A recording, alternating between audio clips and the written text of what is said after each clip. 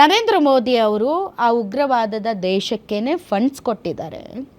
ಹೀಗಾಗಿ ಅವ್ರ comparison wrong ಇರ್ಬೋದು, ಅಂದ ಮಾತ್ರಕ್ಕೆ ಅವರು ಉಗ್ರವಾದವನ್ನು ಸಪೋರ್ಟ್ ಮಾಡ್ತಾ ಇದ್ದಾರೆ ಇಂತಲ್ಲ ಒಂದು. ಆಮೇಲೆ ಮಾತು ಇರಲಿ, ಅದು ಬಿಟ್ಬಿಟ್ಟು ಪರ್ಸ್ನಲ್ ಆಗಿ ನಿಮ್ಮ ಜನ್ಮಕ್ಕೆ ಅವೆಲ್ಲ ಬೇಡ. Let's move forward. Prabhakar Rao ಅವರು ಜಾಯ್ನ್ ಆಗಿದ್ದಾರೆ, IT ಉದ್ಯೋಗಿ. ಸರ್, ಈಗ ವರ್ಕ್ ಫ್ರಮ್ ಹೋಮ್ ಬಗ್ಗೆ ಮಾತಾಡ್ತಾ ಇದ್ದಾರೆ ನರೇಂದ್ರ ಮೋದಿ ಅವರು. ಆಮೇಲೆ ಕೋವಿಡ್ ಕಾಲದಲ್ಲೂ ಕೂಡ ಅದರ ಬಗ್ಗೆ ನಾವು ಇನಫ್ ಚರ್ಚೆ ಮಾಡಿದ್ದೀವಿ. ಆ್ಯಂಡ್ ಮೋರ್ ಓವರ್ ಈ IT BTಯಲ್ಲಿ work from home culture ಏನಿದೆ ಅದು ನಡೆಯುತ್ತೆ, ಯಾವಾಗಲೂ ನಡೆದಿದೆ ಕೂಡ. ಇದು ತುಂಬ ದೊಡ್ಡ ವಿಷಯ ಆಗಲಿಕ್ಕಿಲ್ಲ IT BT ಅವರಿಗೆ. ಬಟ್ ಸರ್, ವರ್ಕ್ ಫ್ರಮ್ ಹೋಮ್ಗಿಂತ ಭಾಳ ಚಿಂತೆ ಮಾಡುವಂಥ ವಿಷಯಗಳಿವೆ. ಸೊ ಅದ್ರ ಬಗ್ಗೆ ತಾವೇನಾದರೂ ಮಾತಾಡ್ತೀರಾ? ನಮಸ್ಕಾರ ಮೇಡಮ್. ವರ್ಕ್ ಫ್ರಮ್ ಹೋಮ್ಗಿಂತ ಚಿಂತೆ ಮಾಡುವಂತ ವಿಷಯಗಳು ಅಂದ್ರೆ ಯಾವುದು ಅಂತ ಹೇಳ್ತೀರಾ? ಬಹುಶಃ ಅಂದರೆ ಸರ್, ಈಗ ವರ್ಕ್ ಫ್ರಮ್ ಹೋಮಿಂದ ಡೆಫಿನೆಟ್ಲಿ ಈಗ ವರ್ಕ್ ಫ್ರಮ್ ಹೋಮ್ ಅನ್ನೋ ಕಾನ್ಸೆಪ್ಟ್ ಯಾಕೆ ತಂದರು ಅಂತಂದರೆ, ಅತಿ ಹೆಚ್ಚು ತೈಲ ಬಳಕೆ ಕಡಿಮೆ ಆಗುತ್ತೆ, ಮತ್ತು ಇದರಿಂದ ನಾವೇನು ಕ್ರೂಡ್ ಆಯಿಲನ್ನು ಡಾಲರ್ಗಳಲ್ಲಿ ನಾವು ಖರೀದಿ ಮಾಡ್ತಾ ಇದ್ದೀವಿ, ಈ ಒಂದೊಂದು ಡಾಲರ್ ಕೂಡ ಮ್ಯಾಟ್ರಸ್ ಅನ್ನೋ ಕಾರಣಕ್ಕೆ ಮೋದಿ ಅವರು ಇದನ್ನು ಹೇಳಿದ್ದಾರೆ. ಬಟ್ ಅದರ್ವೈಸ್ ಆಲ್ಸೋ ನಾನು ನೋಡಿದ್ದೀನಿ IT ಉದ್ಯೋಗಿಗಳು ವರ್ಕ್ ಫ್ರಮ್ ಹೋಮ್ ಅನ್ನೋಂಥ ಆಪ್ಷನ್ಸ್ ಇರುತ್ತೆ. ಬಟ್ ಈಗ ಏನು ವಿನಂತಿ ಮಾಡಿದ್ದಾರಲ್ಲ ದೇಶದ ಪ್ರಧಾನಿಗಳು, ಅದರಿಂದ ಜೀವನ ನಡೆಸುವ ವಿಚಾರದಲ್ಲಿ ಅಥವಾ ಬೇರೆ ಬೇರೆ ವಿಧದಲ್ಲಿ ನಮ್ಮ ಲೈಫ್ ಸ್ಟೈಲ್ ಮೇಲೆ ಹೇಗೆ ಎಫೆಕ್ಟ್ ಆಗ್ಬೋದು ಅನ್ನೋದ್ರ ಬಗ್ಗೆ ಏನಾದರೂ ಮಾತಾಡ್ತೀರಾ? ಖಂಡಿತ. ಅದೇ ನೀವು ಹೇಳ್ದ ಹಾಗೆ ಕೋವಿಡ್ ಟೈಮ್ ಅಲ್ಲಿ ವರ್ಕ್ ಫ್ರಮ್ ಹೋಮ್ ಅಂತ ಬಂತು. ಅಂಡ್ ದೆನ್ ಎಲ್ರಿಗೂ ಗೊತ್ತಿರೋ ಹಾಗೆ ಅದನ್ನ ಹೈಬ್ರಿಡ್ ಮೋಡ್ ಅಂತಾನು ಕರೀತಾರೆ ನಮ್ಮ IT ವಲಯದಲ್ಲಿ. ಸೊ ಹೈಬ್ರಿಡ್ ಮೋಡ್ ಅಂದ್ರೆ ಈಗ 5 ದಿನಗಳ ಕಾಲ ಕೆಲಸ ಮಾಡ್ಬೇಕಿತ್ತು ಮುಂಚೆ, ಆಮೇಲೆ ಈಗ ಅದನ್ನ 2 ಅಥವಾ 3 ದಿನಗಳ ಕಾಲ ಅಂತ ಮಾಡ್ಕೊಂಡ್ರು. ಅಂದ್ರೆ 2 ದಿನ ಅಥವಾ 3 ದಿನ ಆಫೀಸ್ ಹೋಗ್ಬೇಕಾಗತ್ತೆ, ಇನ್ನು ಮಿಕ್ಕಿದ ದಿನ ಮನೆಯಿಂದ ಲಾಗಿನ್ ಆಗ್ಬೋದು ಅಂತ. ನಾನ್ ಕಂಡುಕೊಂಡ ಹಾಗೆ ಹತ್ತತ್ರ ಒಂದ್ 3-4 ವರ್ಷ ಆಗ್ತಾ ಬಂತು ಕೋವಿಡ್ ಎಲ್ಲ ಮುಗಿದು. ಸೊ ನಾನ್ ಕಂಡುಕೊಂಡ ಹಾಗೆ, ಆಮೇಲೆ ಬಂಗೇರ ಸಾಹೇಬ್ರಿದ್ದಾರೆ, ಅವ್ರಿಗೆ ಆರ್ಥಿಕವಾಗಿ ಚಿಂತನೆಯನ್ನು ನಡೆಸಿರ್ತಾರೆ, ಏನು ಡಿಫ್ರೆನ್ಸ್ ಆಗಿಲ್ಲ ಕಂಪನಿಗಳಿಗೆ. ಅಂದ್ರೆ ಇನ್ ದ ಸೆನ್ಸ್ ಲೈಕ್ ಎಂಪ್ಲಾಯಿಗಳಿಗೆ ಬೇಸಿಕಲಿ ಕೆಲಸ ಆಗ್ತಾ ಇದೆ, ಆಯ್ತಾ. And then when it comes to SG&A cost ಗಳಿಗೆಲ್ಲ ಬಂದ್ರೆ ಸಿಕ್ಕಾಪಟ್ಟೆ ಸೇವ್ ಆಗಿದೆ ಕಂಪನಿಗಳಿಗೆ, ಆಯ್ತಾ. ಒಂದು ಕ್ಯಾಬ್ ಗಳು ಪ್ರೊವೈಡ್ ಮಾಡ್ತಿದ್ರು, ಅಲ್ಲಿ ನಿಮ್ಗೆ ಆ ಕಾಸ್ಟ್ ಕಟ್ ಆಗತ್ತೆ. Petrol consumption, diesel consumption drop ಆಗುತ್ತೆ. ನಾನಿವಾಗ ಫಸ್ಟ್ ಒಂದು ಎಂಪ್ಲಾಯರ್ ಕಾನ್ಸೆಪ್ಟ್ ಹೇಳ್ತೀನಿ ನೋಡಿ. ಖರ್ಚು ಕಮ್ಮಿ, ಎಂಪ್ಲಾಯರ್ ಕಾನ್ಸೆಪ್ಟ್ ಇಂದ ಕರೆಕ್ಟ್ ಅದು ಹೇಳಿ ಸರ್, ಹೇಳಿ ಪ್ರಭಾಕರ್ ಅವರೇ, ಎಂಪ್ಲಾಯರ್ ಕಾನ್ಸೆಪ್ಟ್ ಇಂದ ಹೇಳಿ.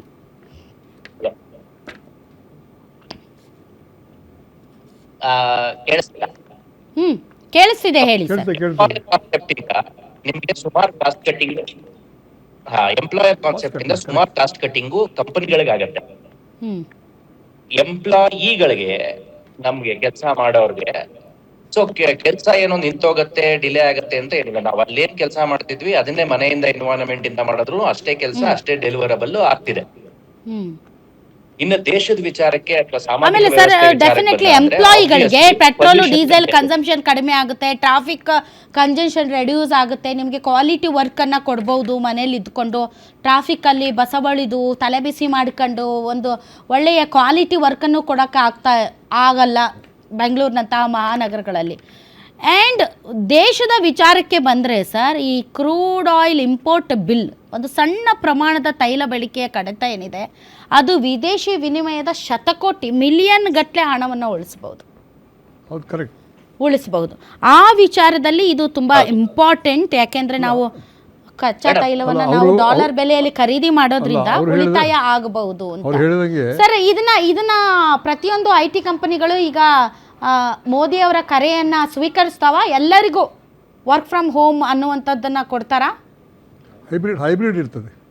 ಸ್ವೀಕರಿಸೋದು ಬಿಡೋದು ಕಂಪನಿಗಳಿಗೆ ಸೇರಿದ್ದು ಮೇಡಮ್. ನಾನು ಒಂದ್ ಕರೆಕ್ಷನ್ ಮಾಡ್ತೀನಿ. ನೀವು ಹೇಳಿದ್ರಲ್ಲಿ ಕೆಲಸ ಆಗಲ್ಲ ಅಥವಾ ಕಮ್ಮಿ ಆಗತ್ತೆ ಅನ್ನೋದೇನಿಲ್ಲ. ಕೆಲಸ ಡೆಲಿವರಬಲ್ ಮೀಟ್ ಆಗ್ತಿದೆ ಆಲ್ಮೋಸ್ಟ್ 90% ಮನೆಯಿಂದ ಮಾಡಿದ್ರು, ಆಫೀಸಿಂದ ಮಾಡಿದ್ರು.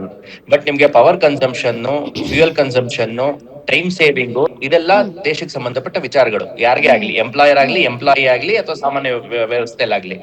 ಸೊ ಇದು ಆಗ್ತಿದೆ. ನಮಗೆ ಫ್ಯೂಯಲ್ ಕನ್ಸಂಪ್ಷನ್ ಆಗತ್ತೆ, ಪೊಲ್ಯೂಷನ್ ಅವಾಯ್ಡ್ ಆಗತ್ತೆ. ಟ್ರಾಫಿಕ್ ಕಿರಿಕಿರಿ. ಸೊ ಇದೆಲ್ಲ ಆಗ್ತಿರೋದ್ರಿಂದ ಈ ಮೋದಿಜಿ ಅವರು ಕರೆ ಕೊಟ್ಟಿರೋದನ್ನ ಸೀರಿಯಸ್ ಆಗಿ ಕಂಪನಿಗಳು ತಗೊಂಡ್ರೆ ಬಹುಶಃ ಸುಮಾರು ಬೇರೆ ಬೇರೆ, ಇದು ನಮ್ ದೇಶದಲ್ಲಿ ಮಾತ್ರ ಅಲ್ಲ, ಬೇರೆ ದೇಶಗಳಲ್ಲೂ ಇದು ವ್ಯವಸ್ಥೆ ಇದೆ. ಕೋವಿಡ್ ಆದ್ಮೇಲಿಂದ ವರ್ಕ್ ಫ್ರಮ್ ಹೋಮ್ ಹೈಬ್ರಿಡ್ ವ್ಯವಸ್ಥೆ ಬೇರೆ ದೇಶಗಳಲ್ಲೂ ಇದೆ. ಹ್ಮ್ ಅದನ್ನ ಫಾಲೋ ಮಾಡ್ತಾನೂ ಇದ್ದಾರೆ. ಹ್ಮ್ ತುಂಬಾ ಜನಸಂಖ್ಯೆ ಇರುವಂತ ದೇಶಗಳಲ್ಲಿ ಹ್ಮ್ ಇದು ಕಾರ್ಯಪ್ರವೃತ್ತರಾಯ್ತು ಅಂತ ಹೇಳಿದ್ರೆ ಅದು ಬಹುಶಃ ಎಲ್ಲಾ ವಲಯದಲ್ಲೂ ಹೆಲ್ಪ್ ಆಗತ್ತೆ ಅಂತ ನಾನು ಅನ್ಕೊಳ್ತೀನಿ.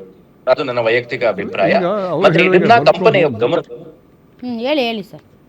ಗಣನೆಗೆ ತಗೊಳ್ಳೋದು ಬಿಡೋದು ಕಂಪನಿಗಳಿಗೆ ಬಿಟ್ಟಿದ್ದು. ಬಟ್ ತಗೊಂಡ್ರೆ ಎಸ್ ಖಂಡಿತ ಹೆಲ್ಪ್ ಆಗುತ್ತೆ, ಎಲ್ರಿಗೂ ಹೆಲ್ಪ್ ಆಗುತ್ತೆ. ಮೇಜರ್ ಅವ್ರು ಹೇಳೋದು ಇಕಾನಮಿ ಮೇಜರ್, ಕಂಪನಿಗಳಿಗೂ ಸೇವ್ ಆಗುತ್ತೆ.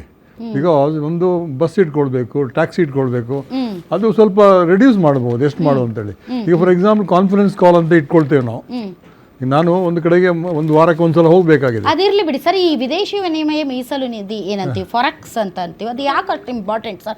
ಯಾಕೆಂದ್ರೆ ಇವಾಗ ನೋಡಿ ಇವರೆಲ್ಲ ಮೆಜರ್ಸ್ ಏನು ಹೇಳಿದ್ದಾರೆ, ಎಲ್ಲ ಇಂಪೋರ್ಟ್ ಮಾಡ್ಕೊಳ್ಳುವಂತಹ ಅಲ್ಲ, ಯಾವುದೇ ನೀವು ಇಂಪೋರ್ಟ್ ಮಾಡುವಾಗ ಎಕ್ಸ್ಪೋರ್ಟ್ ಮಾಡೋ ಡಾಲರಲ್ಲಿ ಬರ್ತದೆ. ನಮಗೆ 4-5 ಕಂಟೈನರ್ ತಿಂಗಳಿಗೆ ಹೋಗಬೇಕಾಗಿದ್ದದ್ದು ಈಗ 1 ಕಂಟೈನರ್ 3 ತಿಂಗಳಿಂದ ಹೋಗಲಿಲ್ಲ, 1 ಕಂಟೈನರ್ ಹೋಗಲಿಲ್ಲ. ಆರ್ಡರ್ ಬಂದಿದೆ, ಬಟ್ ಹೋಲ್ಡ್ ಆನ್ ಮಾಡಿ ಅಂತ ಹೇಳಿದ್ದಾರೆ ಯುರೋಪಿಂದ. ಯಾಕೆ ಗೊತ್ತಾ ನಿಮಗೆ, ಯುರೋಪಲ್ಲಿ ಅಲ್ಲಿ ಕೂಡ ತೊಂದರೆ ಇದೆ, ನಮ್ದೇನಂತಲ್ಲ, ಅಲ್ಲಿ ಕೂಡ ತೊಂದರೆ ಇದೆ.